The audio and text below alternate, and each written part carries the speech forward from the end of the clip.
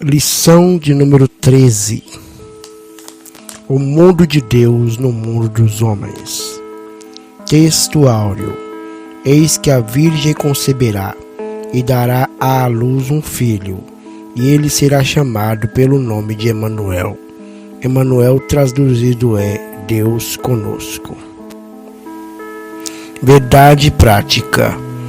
Na dispensação da graça, a igreja deve refletir os valores do reino de Deus no mundo.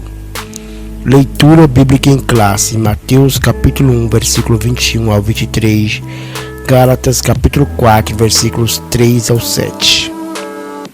Mateus capítulo 1.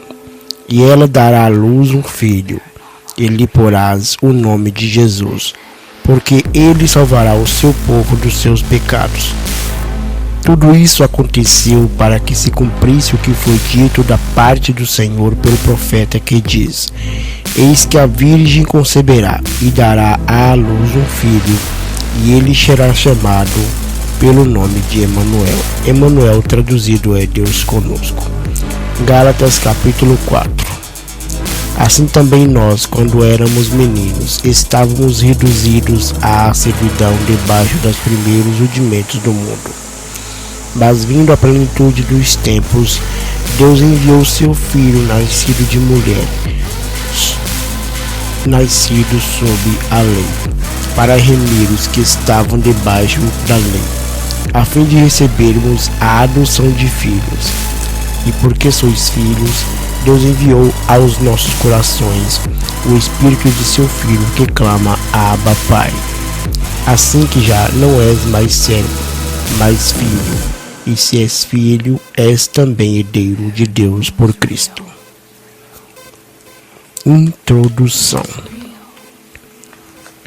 As Escrituras revelam que haverá um futuro reino literal, porém, na presente dispensação da graça, esse reino é espiritual. O reino de Deus está entre vós. Lucas capítulo 17, versículo 21. Nesta lição, que encerra o atual trimestre, estudaremos a respeito da implantação do reino de Deus no mundo, do contraste entre quem vive sob a égide desse reino e os que vivem de acordo com os valores do mundo. Assim, o propósito é lembrar como Deus age para habitar conosco e reforçar que, embora vivamos grandes desafios, o reino de Deus permanece agindo no mundo por meio da igreja. Mateus capítulo 5, versículo 16. Tópico 1. O reino de Deus no mundo. Subtópico 1. A encarnação de Cristo. Mateus assevera que a profecia messiânica se cumpriu no nascimento de Jesus. Mateus capítulo 1, versículo 21 e 22. Isaías capítulo 7, versículo 14. Esse evento se deu pela concepção de Nosso Senhor pelo Espírito Santo no ventre da Virgem Maria, em que os evangelhos ratificam que ele é o Filho do Altíssimo. Lucas capítulo 1, verso 32. E que o Verbo se fez carne e habitou entre nós. João capítulo 1, verso 14. Ou seja, nosso Senhor é o Emanuel, o Deus conosco. Mateus capítulo 1, verso 23. Assim, no tempo determinado, Cristo se fez homem. Gálatas capítulo 4, verso 4. De modo que ele participou da nossa natureza para expiar os nossos pecados. Hebreus capítulo 2, verso 14 ao 18. Subtópico 2. A mensagem do reino do tópico 1. Após a tentação no deserto, nosso Senhor deu início ao seu ministério. Desde então começou Jesus a pregar e a dizer: Arrependei-vos, porque é chegado o reino dos céus. Mateus capítulo 4, versículo 17. Aqui fica claro que a mensagem do reino de Deus contém um apelo ao arrependimento. Mateus capítulo 3, verso 2. Em que o termo grego para arrependimento é metanoia, que significa mudança de mente. Abrange o abandono do pecado e o voltar-se para Deus. Lucas capítulo 24, versículos 46 e 47. Compreende uma nova atitude espiritual e moral, bem como uma nova conduta. Atos capítulo 26, verso 20. Efésios capítulo 4, verso 28. Somente o arrependimento e a fé na obra expiatória e redentora de Cristo podem restaurar o pecador diante de Deus. Atos capítulo 3, verso 19. Romanos capítulo 3, verso 23 ao 25. 2 Coríntios capítulo 7, verso 10.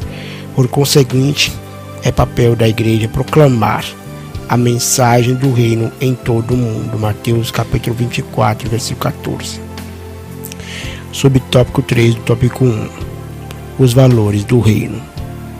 No Sermão do Monte, Cristo revela a ética e a moral do reino, onde destacam-se o necessário controle da ira, Mateus capítulo 5, versículo 21 e 22, a fuga da imoralidade sexual, Mateus capítulo 5, versículos 27 e 28, o casamento indissolúvel, Mateus capítulo 5, versículos 31 e 32, a honestidade no falar, Mateus capítulo 35, versos 33 e 37, o não revidar as ofensas, Mateus capítulo 5, versos 38 e 44, a esmola, a oração e o jejum a partir de um coração sincero, Mateus capítulo 6, versos 1, 5 e 16, o não julgar os outros, Mateus capítulo 7, versos 1 e 2, o alerta sobre os dois caminhos, Mateus capítulo 7, versos 13 e 14, a advertência contra os falsos profetas, Mateus capítulo 7, versos 15 ao 23, e a exortação para a prática desses valores, Mateus capítulo 7, versos 24 ao 35. Nesse sentido, o sermão nos chama para uma vida de perfeição em Cristo. Mateus capítulo 5, versos 48.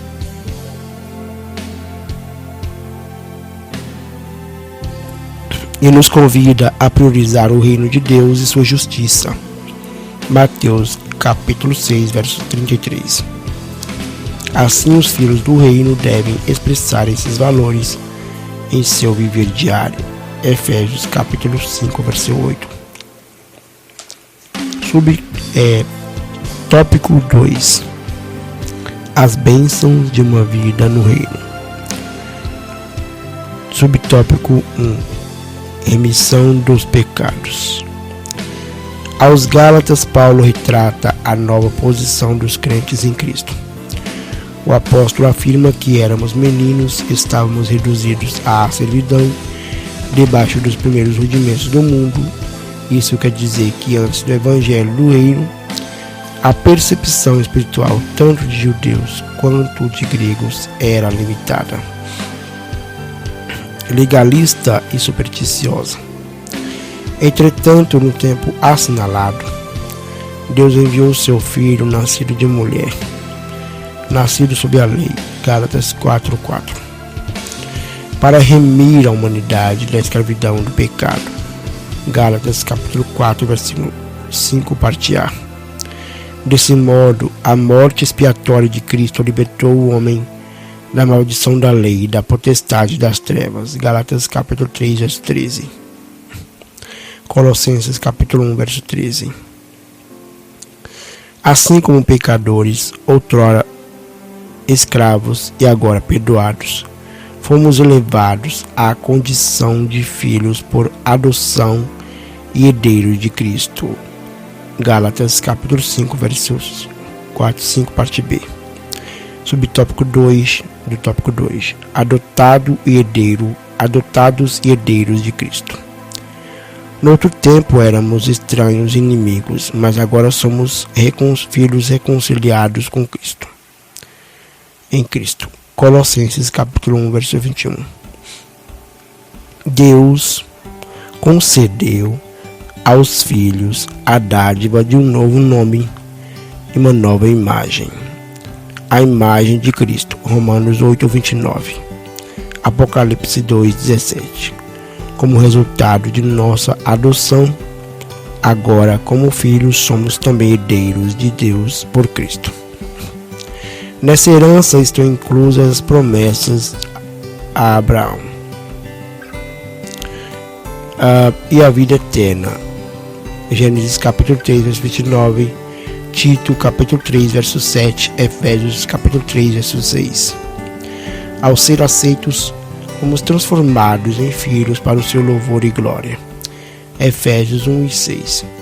O propósito da remissão de pecados, a filiação e herança, não tem outro alvo senão louvar e glorificar a Deus. Efésios capítulo 1, versos 6, 12 e 14. Portanto, a igreja nunca terá glória em si mesma. Toda a glória é exclusivamente tributada para Deus por intermédio da obra de Cristo. Salmos de número 115. Jó capítulo 13, versículos 31 e 32. Assim, a igreja é o campo onde se exterioriza o reino de Deus aqui no mundo.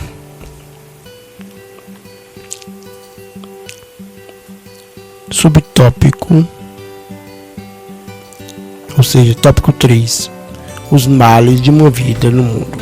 Subtópico 1, a escravidão do pecado. A Bíblia assevera que aquele que comete pecado é servo do pecado. Isso significa que o ser humano é escravo daquilo que o controla. 2 Pedro capítulo 2, verso 19 e João capítulo 8, verso 34. Pois o pecado torna o homem incapaz de aceitar a palavra de Deus. João 8, 43. Além disso, a soberba o impede de reconhecer a própria escravidão. João capítulo 9, versículo 41. Subjugado pela carne, o pecador se entrega à desonestidade, injustiça, glutonarias, álcool, nicotina e demais vícios. Romanos capítulo 3, verso 13. É o retrato de uma vida miserável, sem paz de espírito, que trilha o caminho das trevas e necessita de urgente libertação. João capítulo 8, verso 36. Subtópico 2, tópico 3. Filhos da ira e condenação eterna.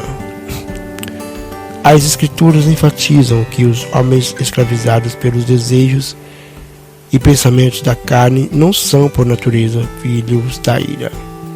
Efésios 2:3. Refere-se à inclinação em satisfazer as paixões e praticar o mal inerente ao homem não regenerado. Gênesis capítulo 6, verso 5.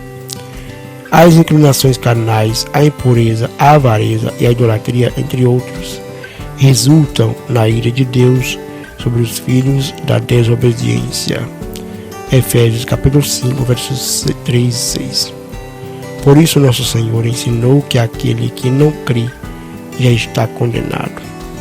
João 3:18, parte B.